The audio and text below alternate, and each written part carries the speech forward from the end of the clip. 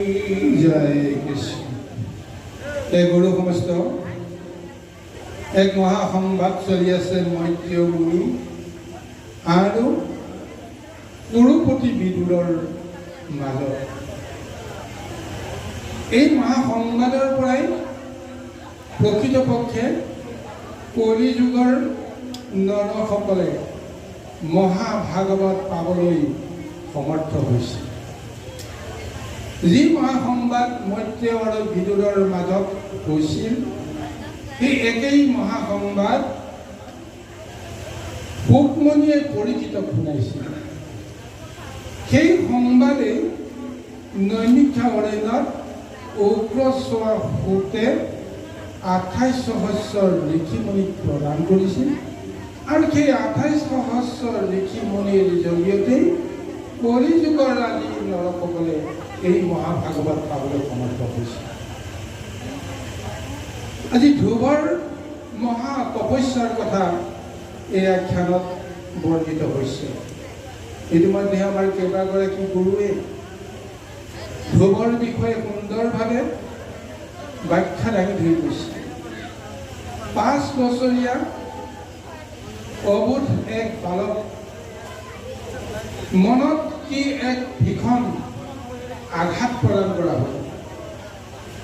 বিষয় সম্বন্ধীয় ভাৱনাত এই আঘাত ইমানেই তীব্ৰ হৈ গৈছিল, সেই আঘাতৰ ফলত তেওঁ সমস্ত সংসাৰৰ মায়াই ত্যাগ কৰিবলৈ বাধ্য হৈ পৰিছিল আৰু তাৰ জৰিয়তে আজি ঈশ্বৰক পাবলৈ দুগৰাকী মাতৃৰ পৰা যি এটা মহামন্ত্ৰ লাভ কৰিলে, যি এটা মহা দৰ্শন লাভ কৰিলে, শুনিটিয়ে তেওঁ ঈশ্বৰৰ পবিত্ৰ ধাৰণাটোৰ কথা ব্যাখ্যা কৰাইছে আৰু অন্যগৰাকী বিমাতা মাতৃ সৰুচীয়ে এই সংসাৰত বিষ্ণুৰ কৃপাৰ বাহিৰে যে অন্য একো নাই, এইটোৱে সৰ্বস্ব নহয়। তাৰ কাৰণে এগৰাকী নাৰীৰ গৰ্ভৰ প্ৰয়োজন হ'ব, যি নাৰী গৰ্ভ আজন্ম পুণ্যৰে সঞ্চিত এক মহাশুদ্ধ ৰূপ চলি থাকিব, যি গৰ্ভত যাৰ অৱস্থান হ'ব, সেইজনেহে সংসাৰত ভোগ লাভ কৰিব আৰু সেইজনেহে হয়তো ঈশ্বৰকো লাভ কৰিব পাৰিব। এই দুটা দৰ্শন 5 বছৰীয়া অবোধ বালক ধ্ৰুৱৰ মনত যেনেকৈ সোমালে আৰু সেই ভাৱনাতে তেওঁ গৃহৰ সমস্ত মায়া ত্যাগ কৰি দিছে। যি মাতৃক তেওঁ কোনোদিনে এৰিব পৰা নাছিল, মাতৃৰ সমস্ত দুখৰ কথা তেওঁ জানিও অন্তিমত ঈশ্বৰৰ মায়াই তেওঁ এনেকৈ মোহিত কৰিলে, সেইগৰাকী নিজৰ মাতৃকো তেওঁ কেনেকৈ ত্যাগ কৰিলে নিজেই ক'ব নোৱাৰে। মাতৃয়ে যেতিয়া লালকাল হৈ বিচনাত যেতিয়া শুই আছিল, গতিকে মাতৃয়ে ক'ব নোৱাৰাকৈ তেওঁ ঘৰৰ পৰা ওলাই আহিছিল। এই কাৰণতে যে মাতৃৰ মমতায়ো এই সময়ত তেওঁক ঈশ্বৰৰ ভাৱনা আৰু তাৰণাই বান্ধি ৰাখিব নোৱাৰিল। কিন্তু আহি কি হ'ল, যেতিয়া তেওঁ বনৰ মাজত সেইজন ঈশ্বৰ নেদেখা ঈশ্বৰজনক বিচাৰি আহিছে, যিজনে তেওঁৰ মাতৃৰ সমস্ত দুখ নিবাৰণ কৰিব পাৰিব। এজন পুত্ৰই নিজৰ মাতৃৰ সমস্ত দুখ নিবাৰণ কৰাটোৱে একমাত্ৰ বৈষয়িক ধৰ্ম হোৱাটো ধ্ৰুৱৰ চিন্তাৰ জৰিয়তে প্ৰকাশ কৰি দিছে। এই সময়ত তেওঁ পিতৃৰ কোলাত সিংহাসনত উঠিব নোপোৱাটো যিমান দুখ, ৰাণী হৈ ৰজাৰ এগৰাকী বিশ্বস্ত সহযোগী হৈও তেওঁ ৰজাৰ ওচৰত থাকিব নোৱাৰি বনবাসী হৈছে। ৰজাই পৰিচয় দিব নোৱাৰাকৈ এনেকুৱা এক পৰিৱেশ ৰচনা হৈছে, য'ত দুখৰ বাহিৰে এগৰাকী মাতৃ সৰুচীৰ আৰু পুনিতিৰ এই সংসাৰতে একো নাই। এইবোৰ যে দৰ্শন তেওঁ লাভ কৰিলে মাতৃৰ মনৰ দুখ গুচাবৰ কাৰণেহে যেন তেওঁ বিষ্ণুক লক্ষ্মী বুলি যাব। নিজৰ মনৰ দুখৰ কথা তেওঁ এই মুহূৰ্তত পাহৰি গৈছে। কাৰণ তেওঁবোৰে মাতৃয়ে যে কিমান কান্দিছে, মাতৃয়ে যে কিমান দুখত আছে, যদি পুত্ৰ হৈ মাতৃৰ দুখ যদি তেওঁ গুচাব নোৱাৰে, তেতিয়াহ'লে এইখন সংসাৰত জীয়াই থাকি কি লাভ আছে? গতিকে তাতো গৈ সেইজন নেদেখা ঈশ্বৰ ক'ত আছে মই জানিব লাগিব, পাব লাগিব। তেওঁ যেতিয়া আহি আছে, মনত যেতিয়া প্ৰৱেশ কৰিলে, তেওঁ নিৰ্মল হৃদয়ৰ ভাৱনাই ফুল পাৰ লগাইছিলে ভগৱন্তৰ সেই নেদেখাজনৰ হৃদয়ত। আৰু সেই নেদেখাজনে তেতিয়া নিজকে প্ৰশ্ন কৰিছে যে এই অবোধ বালকজনে মোক বিচাৰি আহিছে, মই তেওঁক দৰ্শন কেনেকৈ দিম? মই তেওঁক কৃপা কৰিবৰ কাৰণে ৰৈ আছো, কিন্তু জাগতিক লৌকিক কিছু নিয়ম আছে, ব্যৱস্থা আছে। এই ব্যৱস্থাৰ মাজেৰে যদি কোনোৱে যদি মোক নিবিচাৰে, তেতিয়াহ'লেতো মই কেতিয়াও তেওঁক দেখা দিব নোৱাৰোঁ। মই অদৃশ্য ব্ৰহ্ম হিচাপে মই সকলোকে কাক কি দিব লাগে দি আছো, কিন্তু কোনোবাই যদি ক্ষুদ্ৰ অন্তৰে মোক যদি দৰ্শন কৰিব বিচাৰে, মোক যদি পাব বিচাৰে, মোৰ পৰা যদি কিবা এটা আশীষ বিচাৰে, মই তেওঁক কেনেকৈ দিম? দিয়াৰ কাৰণে ভগৱন্তৰ এটা ৰাস্তা লাগে। গতিকে এই কাৰণে নাৰদে কৈছে, হে নাৰদ, এই অবোধ বালকজনক মই এতিয়া কৃপা কৰিব লাগে। কেনেকৈ কৃপা কৰিম? যিটো ৰাস্তাৰে মই যাব পাৰিম, যিটো ৰাস্তাৰে তেওঁ আহিব পাৰে, সেই ৰাস্তাটো তুমি বনাই দিয়া। গতিকে নাৰদক কৈ দিলে, নাৰদে বুজি পালে। নাৰদে আহি যেতিয়া প্ৰহ্লাদক ধ্ৰুৱক যেতিয়া দেখা দি প্ৰথমতে তেওঁ পৰীক্ষা কৰিলে যে বিষয়ৰ সংসাৰৰ লগত তোমাৰ সম্বন্ধটো কেনেকুৱা হৈ আছে। মানসিক স্থিতিটো তেওঁ পৰীক্ষা কৰি প্ৰমাণ পাই গ'ল যে এইজন শিশুৱে বুজি ল'লে যে মই নাৰদক মই কৃষ্ণক সম্পূৰ্ণভাৱে জানো। কৃষ্ণ কেনেকৈ পায়, কৃষ্ণ ক'ত আছে, কোনটো ৰাস্তাৰ গ'লে কৃষ্ণ দৰ্শন হ'ব, মই সমস্ত জানো। এই ভাৱনাটো এতিয়া তেওঁৰ অন্তৰত সোমাই গ'ল।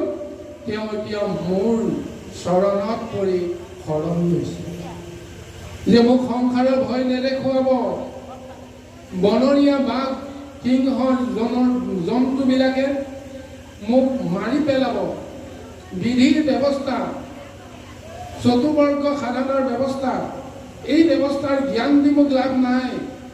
মই সৰু হৈ আছো কাৰণে, মোৰ অল্প বুদ্ধিৰ কাৰণে মই ঈশ্বৰক পাব নোৱাৰিম, মই সেইটো নামানো। কিন্তু আপুনি যদি গুৰু হয়, আপুনি যদি ঈশ্বৰ হয়, ঈশ্বৰক যদি আপুনি চিনি পায়, তেতিয়াহ'লে আপুনি ঈশ্বৰক পাব পৰা ৰাস্তাটো মোক দেখুৱাই দিয়ে। তাৰ কাৰণে মই আপোনাৰ ওচৰত শৰণ লৈছোঁ, আপুনি মোক কৃপা কৰক। এই বুলি যেতিয়া নাৰদৰ চৰণত পৰি ধ্ৰুৱই যেতিয়া মিনতি কৰিলে,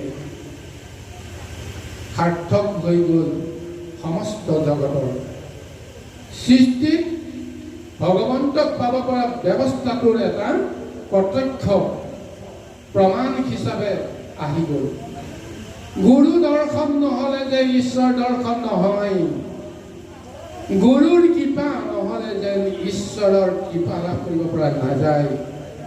যাৰ কাৰণে প্ৰভু ভগৱন্তে আজি নাৰদক গুৰু ৰূপে ধ্ৰুৱৰ ওচৰলৈকে পঠিয়াইছে। এইটোৱে মোৰ ব্যৱস্থা।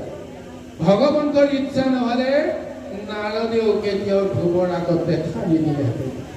আৰু ধ্ৰুৱৰ মনত পূৰ্ণ বিশ্বাস আহি গ'ল।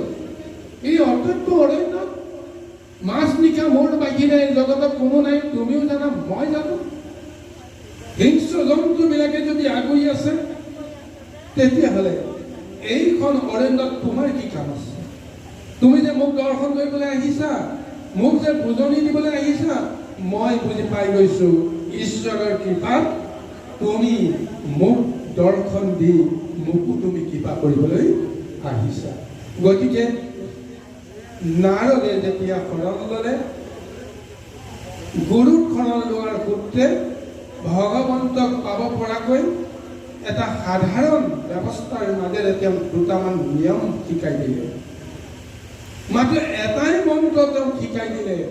সেই মন্ত্ৰটোৰ অৰ্থ তুমি বুজি পোৱা বা নোপোৱা, কিন্তু মন্ত্ৰটো তুমি মনত ৰাখিবা, মন্ত্ৰটো তুমি হৃদয়ত ল'বা।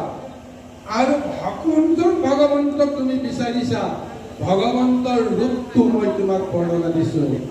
আমাৰ প্ৰভুজনে সুন্দৰভাৱে ভগৱন্তৰ সেই ৰূপটো বৰ্ণনা দি গৈছে, যিটো ৰূপক এতিয়া হৃদয়ত ধ্যান কৰিবৰ কাৰণে প্ৰহ্লাদক ধ্ৰুৱক নাৰদে মহা উপদেশ দি দ্বাদশ অক্ষৰ মহামন্ত্ৰ ওম নমো ভগৱতে বাসুদেৱায়, মাত্ৰ এটা বাক্যত 12টা আখৰ আছে, 12টা অক্ষৰে দ্বাদশ অক্ষৰী মহামন্ত্ৰ হিচাপে মন্ত্ৰ সমস্ত মন্ত্ৰতকৈ শ্ৰেষ্ঠ মন্ত্ৰ, যিটো মন্ত্ৰক হৃদয়ত তুমি পবিত্ৰ ভাৱনাৰে জপ কৰিব পাৰিলে, ধ্যান কৰিব পাৰিলে ঈশ্বৰ সদৃশ এক ৰূপ পাই যাব পাৰে। গতিকে এই মন্ত্ৰ শিকিবৰ কাৰণে শিক্ষিত হ'ব নালাগে, বিস্তৰ জ্ঞানৰ প্ৰয়োজন নাই, কেৱল গুৰু শ্ৰদ্ধা ভক্তি সহকাৰে দৃঢ় বিশ্বাস কৰিব লাগিব। গুৰুৱে যি কৈছে, গুৰুৰ বাক্য কেতিয়াও অবদ্ধ নহয়। গুৰুৱে সদায় ঈশ্বৰক দৰ্শন কৰি আছে। সেই গুৰুক মই যদি পাব লাগে, তেতিয়াহ'লে ঈশ্বৰক যদি পাব লাগে, তেতিয়াহ'লে গুৰুৰ বাক্যক মই ব্ৰহ্ম বাক্য ৰূপে গ্ৰহণ কৰি গুৰুৰ জৰিয়তে মই ঈশ্বৰ দৰ্শনত অভ্যাস কৰিব লাগিব। এই সূত্ৰে যিটো মহা মন্ত্ৰ শিকাই দিলে, আচৰণ বিধি শিকাই দিলে, সেই আচৰণ বিধি অনুসাৰে নাৰদক বিদায় দিয়াৰ পিছত বা নাৰদ গুচি যোৱাৰ পিছত তেওঁ মধুবনত উপস্থিত হ'ল। যমুনা নদীৰ পাৰত, য'ত আজিৰ বৃন্দাবন আছে, য'ত আজি গোকুল আছে, য'ত ব্ৰজধাম বুলি সকলোৱে পৰিচিত হৈ আছে, এই স্থানৰে এক মহা পুণ্যভূমি, যাক কোৱা হৈছে মধুবন। এই মধুবন ঈশ্বৰৰ মহাশক্তি চিৰজাগ্ৰত হৈ থাকে। গতিকে সেইকাৰণে সন্ত সাধুসকলে, মহন্তসকলে, যোগীসকলে, তপস্বীসকলে যদিহে বিষ্ণুক আৰাধনা কৰিব লাগে, তেতিয়াহ'লে তেওঁলোকে তপস্যাৰ পুণ্যভূমি মধুবন তেওঁলোকে সদায় সিদ্ধান্ত কৰি লয়। নাৰদেও সেই মধুবনতে ঈশ্বৰক কেনেকৈ তপ কৰিব লাগে শিকাই দিলে, আৰু সেই অনুসৰি তেওঁ মধুবনত উপস্থিত হ'ল। যমুনা নদীত তেওঁ স্নান কৰি তেওঁৰ দেহ পবিত্ৰ হৈ গ'ল। যমুনা নদীৰ জল ঈশ্বৰক ধ্যান কৰি যেতিয়া তেওঁ পান কৰিলে, তেওঁৰ মন শুদ্ধি হৈ গ'ল। আৰু দেহ মন শুদ্ধি হোৱাৰ পিছত তেওঁ সেই মধুবনত ঈশ্বৰ সাধনাৰ কাৰণে এক ঠাই তেওঁ বাছনি কৰি ল'লে, যি ঠাইত তেওঁ উপবাসে মৌন ব্ৰতেৰে সেই ঠাইতে আসন পাতি মহাতপ কৰিবৰ কাৰণে ব্যৱস্থা কৰিছে। ৰাতিপুৱাৰ সময়ত শুই উঠিয়ে যমুনা নদীত তেওঁ স্নান কৰিলে, স্নান কৰি দেহ মন পবিত্ৰ কৰিলে, আৰু বনৰ পৰা ফুল আৰু ফল ঈশ্বৰৰ অৰ্থে, ঈশ্বৰৰ সম্পাদনৰ অৰ্থে তেওঁ যুগুতাই আনিলে, আৰু কুশাসনত বহি নিজৰ মনক সাৱধান কৰি ব্ৰহ্মা নাৰদে যি উপদেশ প্ৰদান কৰি তেওঁ গৈছে, সেই উপদেশ তেওঁ স্মৰণ কৰিছে। আৰু সেই উপদেশ মতে পৰম হৰিক কেনেকৈ তেওঁ ধ্যান কৰিব, স্মৰণ কৰিব, কেনেকৈ প্ৰভু ভগৱন্তৰ সেই দ্বাদশ অক্ষৰ মহামন্ত্ৰ জপ কৰিব, তাৰ কাৰণে তেওঁ এনেদৰে পূজাৰ বিধি ব্যৱস্থাৰ মাজেৰে তেওঁ মহাতপ আৰম্ভ কৰিবলৈ গৈ আছে। কৃষ্ণ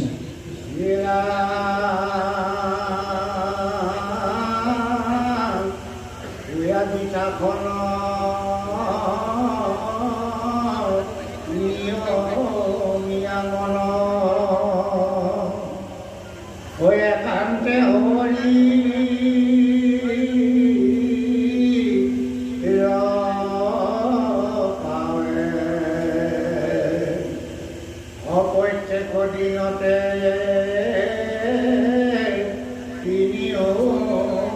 সন্ধ্যাতে অপূজন্তে ভোগ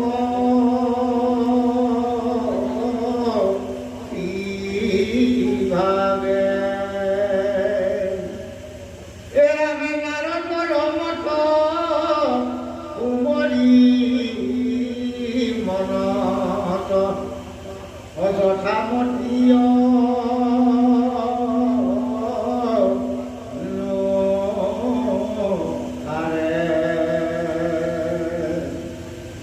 অপরিপরিতুতি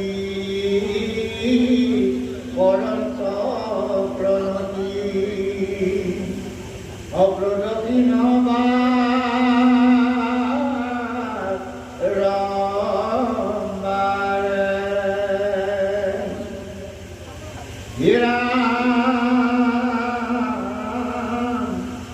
প্রথম মাখত তিনিরাত্রব্রত অকরিলা নিপ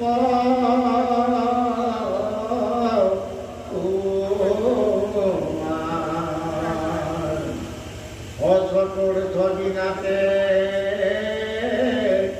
পালনা করন্ত একে দুটি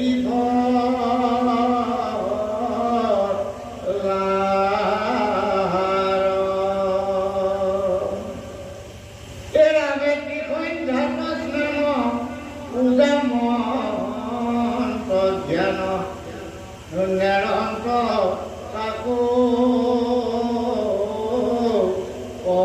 পদাতি অপূজায় বখানে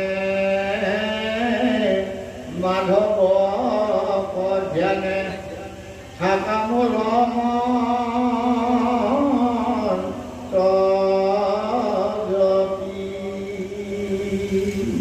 প্ৰথম মাহত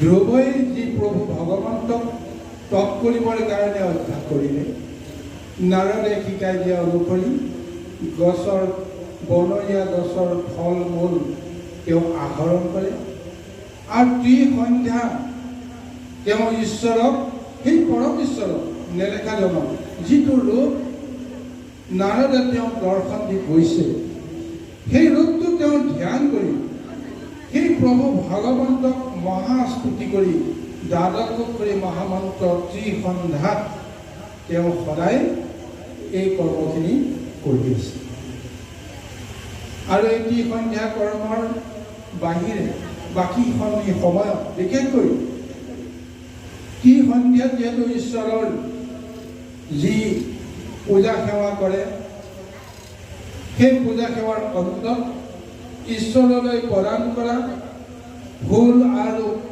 ফল তেওঁ ভক্তি সহকাৰে শ্ৰদ্ধা সহকাৰে তেওঁ পান কৰে ইয়াৰ পিছত তেওঁৰ ছমাহৰ যি মহাব্ৰতত কোনো ধৰণৰ বিষয়ৰ আহাৰ তেওঁ গ্ৰহণ কৰা নাছিল প্ৰথম মাহত তেওঁ সেই ত্ৰিসন্ধ্যা পূজাৰ সময়ত তেওঁ মন বুদ্ধিক স্থিৰ কৰি মনক স্থিৰ কৰিব লগা হ'ল এইকাৰণে যে মনক পৰিচালিত কৰি থকা ইন্দ্ৰিয় বৰ্গই যিহেতু সকলো সময়তে বিষয়ৰ লগত সম্বন্ধ ৰাখে সেই বিষয়বিলাকক ইন্দ্ৰিয়বিলাকক ৰজা হিচাপে মনে শাসন কৰি আছে আৰু সেই শাসন অনুসৰি ইন্দ্ৰিয় বৰ্গকো মনৰ লগত একাকৃত কৰি ত্ৰিসন্ধ্যা প্ৰভু ভগৱন্তৰ মহা তেওঁ তপ কৰিছে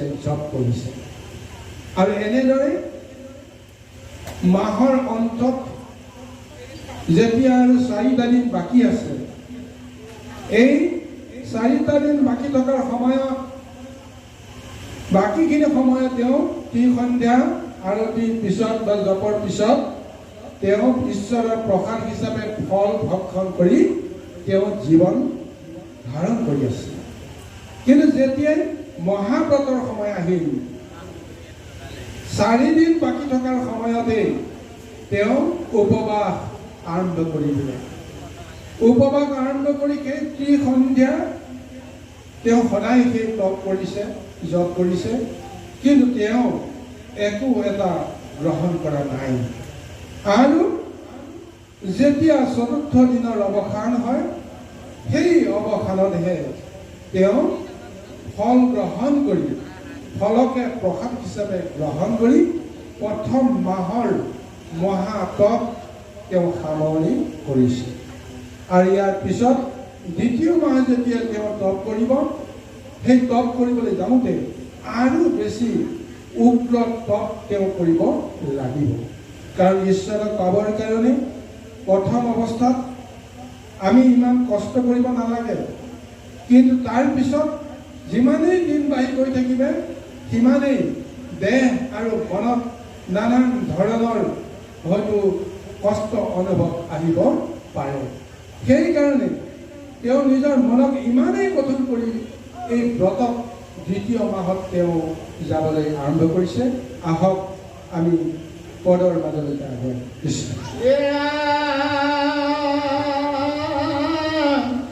দ্বিতীয় মাহত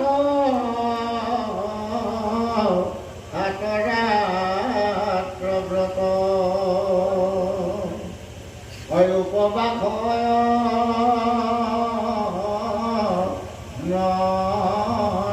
ধৰে। সপ্তম দিনত শান্ত প্ৰকাপাত অপাৰণা ভংগ পদৰে।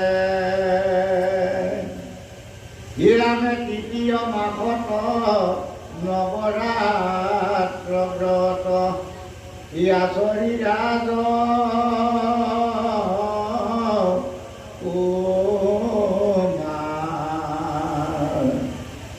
দশম দিনত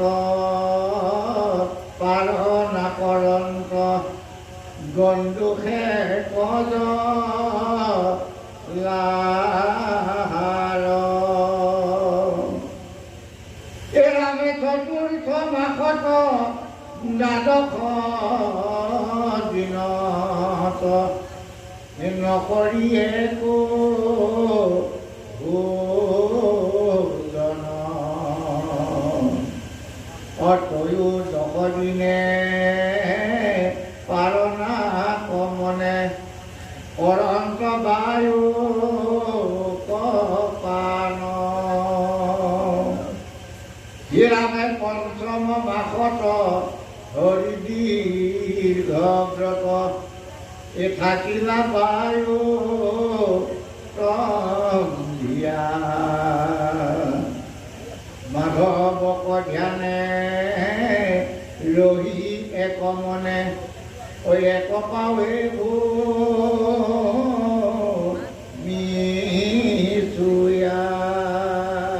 প্ৰথম মাহৰ যি মহাতপৰ যি মহাযজ্ঞ বা পূজাৰ অৱসানত যি পালনাৰ কাৰণে ফল ভক্ষণ কৰিলে, সেই ফলটোৱে অন্তিম তেওঁৰ ভোজন, ফল ভোজন। তাৰ পিছদিনাখনৰ পৰা দ্বিতীয় মাহ আৰম্ভ হৈ গ'ল। সেই দ্বিতীয় মাহত ত্ৰিসন্ধ্যা পূজা পৰ্বৰ জপ কাৰ্যটো চলি আছে।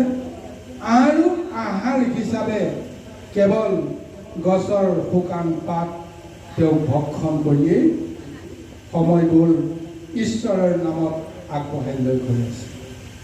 গৈ গৈ যেতিয়া দ্বিতীয় মাহ সমাপ্ত হ'বলৈ আৰু মাত্ৰ 7টা দিন বাকী আছে, 7টা দিন বাকী থকাৰ লগতে আৰু এটা দিন যোগ দি অষ্টত 8টা দিন বাকী থকাতে তেওঁ আকৌ মহা উপবাস আৰম্ভ কৰি দিলে। এই উপবাসত তেওঁ গোটেই মাহটো কি খাইছিল? গছৰ শুকান পাত, গছৰ পৰা সৰি পৰা শুকান পাতকে তেওঁ ঈশ্বৰক চিন্তা কৰি তেওঁ ভক্ষণ কৰিছিল। আৰু এই 8টা দিন বাকী থকাৰ সময়ত তেওঁ গছৰ পাতটোকো ভক্ষণৰ পৰা বিৰত থাকি মহাব্ৰত তেওঁ আৰম্ভ কৰি দিলে। আৰু 7টা দিন তেনেদৰে ত্ৰিসন্ধ্যা আৰতি কৰিছে। সেই সময়ত ফল গছৰ পাতটোকো তেওঁ ভক্ষণ কৰা নাই। আৰু যেতিয়া মাহটোৰ অন্তিমত সপ্তম দিন যেতিয়া সমাপ্ত হৈছে মহাপূজাৰ, সেই পূজাৰ সমাপনত তেওঁ এটা পকা গছৰ পাত ভক্ষণ কৰি তেওঁ পাৰণা কৰিছে। তাৰ পিছত তেওঁ আৰু খাবলৈ তৃতীয় মাহত আৰু একো নাই, গছৰ পাতটোকো তেওঁ ত্যাগ কৰি দিলে। তাৰ পৰিৱৰ্তে তেওঁ কেৱল সামান্য জল তেওঁ পান কৰি গোটেই মাহটো তেওঁ অতিক্ৰম কৰিছে। তৃতীয় মাহ, এই তৃতীয় মাহত গৈ গৈ যেতিয়া একাদশ দিন বাকী আছে, একাদশ দিন বাকী থকাতে তেওঁ পুনৰ ব্ৰত আৰম্ভ কৰি দিলে। তেওঁ জলকো তেওঁ পান কৰাৰ পৰা বিৰত থাকি সন্ধ্যা মহা আৰতিৰে পূজাৰে 10টা দিন তেওঁ পূজা সেৱা কৰিছে আৰু অন্তিমত পাৰণাৰ নামত তেওঁ এক গণ্ডুক প্ৰমাণ জল তেওঁ পান কৰি তেওঁ পূজাৰ বিধিৰ ব্যৱস্থাটো সমাপন কৰিছে। আৰু তাৰপিছত যেতিয়া চতুৰ্থ মাহ আৰম্ভ হৈ গ'ল, তেওঁ জল ত্যাগ কৰি পেলালে। জল ত্যাগ কৰি কি কৰিলে? তেওঁ কেৱল বায়ু ভক্ষণ কৰি সন্ধ্যা আৰতি কৰিয়ে বায়ু ভক্ষণ কৰিয়েই সময়বিলাক পাৰ কৰি গৈ আছে। গৈ গৈ যেতিয়া তৃতীয় মাহৰ অন্তিমত যেতিয়া 13টা দিন বাকী আছে, 14টা দিন বাকী থকাৰ মুহূৰ্তত তেওঁ পুনৰ বায়ু ভক্ষণকো তেওঁ যেন ত্যাগ কৰিছে, ত্যাগ কৰি মহাব্ৰত কৰিছে। চিন্তা কৰি চাওকচোন বাৰু, আমি বায়ু নহ'লে আমি থাকিব নোৱাৰো। উশাহ নিশাহ কেনেকৈ লৈ আছো আমি ক'ব নোৱাৰো। অকণমান সময় যদি আমি উশাহ ল'ব নোৱাৰো বা অকণমান সময় উশাহ লৈ যদি ভিতৰৰ পৰা নিশাটো এৰি দিব নোৱাৰো, তেতিয়াহ'লে আমাৰ অৱস্থা কি হয় আমি সকলোৱে জানো। কিন্তু এতিয়া এই চতুৰ্থ মাহত ধ্ৰুৱই বায়ু ভক্ষণৰ পৰাও বিৰত থাকি প্ৰভু ভগৱন্তৰ কেই মহা জপ কৰিছে। আৰু জপ কৰি গৈ যেতিয়া 14টা দিন বাকী আছে, তেতিয়া তেওঁ বায়ু ভক্ষণও ত্যাগ কৰি তেওঁ কি কৰিছে? মহা জপ তেওঁ আৰম্ভ কৰি দিছে। আৰু চতুৰ্থ মাহৰ অন্তত যেতিয়া 13টা দিন পাৰ হৈ মাহটো সমাপ্তি হৈছে, সেই সময়ত পূজাৰ পাৰণৰ নামত তেওঁ কেৱল এবাৰ বায়ু ভক্ষণ কৰি পূজা বিধি সম্পন্ন কৰিছে।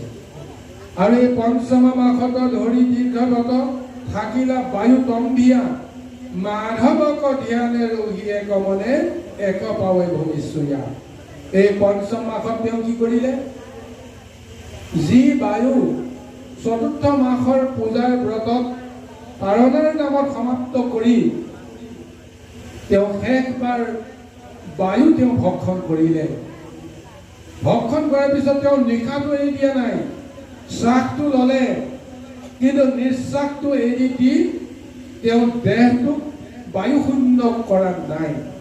গতিকে এইকাৰণে তেওঁ বায়ুক স্তম্ভন কৰি ৰাখি উশাহটো তেওঁ এৰি নিদিয়াকৈ গোটেই মাহটো তেওঁ মহাতপ কৰিছে। কেনেকৈ?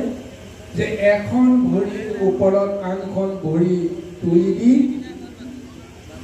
এখন ভৰিৰ ওপৰত থিয় হৈ দুয়োখন বাহু ওপৰলৈ তুলি ভগৱন্তক নমস্কাৰ কৰি সেই প্ৰভু ভগৱন্তৰ মহামন্ত্ৰ দ্বাদশাক্ষৰী মহামন্ত্ৰ তেওঁ অহৰহ জপ কৰি গৈ আছে।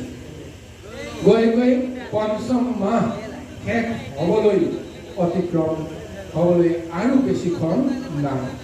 এইখিনি সময়তে সৃষ্টিত এক নানান ধৰণৰ হুলস্থুল আৰম্ভ হৈ গৈছে। বাৰু কি নহওক গুৰু সমস্ত, এইখিনি আমি এটা কথা ক'ব লাগিব যে ভগৱন্তৰ নামত যে আমি ব্ৰত কৰিব লাগে, ভগৱন্তক পাবৰ কাৰণে যে আজি ধ্ৰুৱই ইমান কঠোৰ ব্ৰত কৰিব লগা হৈছে, সমস্ত আহাৰ বিহাৰ ত্যাগ কৰিছে, কিয় আহাৰ বিহাৰ ত্যাগ নকৰাকৈ ঈশ্বৰক পূজা কৰিব নোৱাৰি যাব। আমি যে সদায় আলোচনা কৰোঁ খাই বৈ ভক্তি, গতিকে খাই বৈ ভক্তি শব্দটোৰ লগত বিষয়ৰ সংসাৰখনৰ সম্বন্ধ আছে। কিন্তু যদিহে আমি একান্তভাৱে সেই নেদেখাজনক বিচাৰোঁ, সেই নেদেখাজনে কি খায় তাকো আমি জানিব লাগিব। ভগৱন্তে যি খায় আমি সেইবিলাকে আমি খাব লাগিব। কিন্তু ভগৱন্তৰ যিবিলাক প্ৰয়োজন নাই, বিষয়ৰ খাদ্যবিলাক ভগৱন্তৰ কাৰণে কোনো অৰ্থ নাই। আৰু সেই বিষয়ৰ খাদ্যবিলাকে আমাক কি কৰে?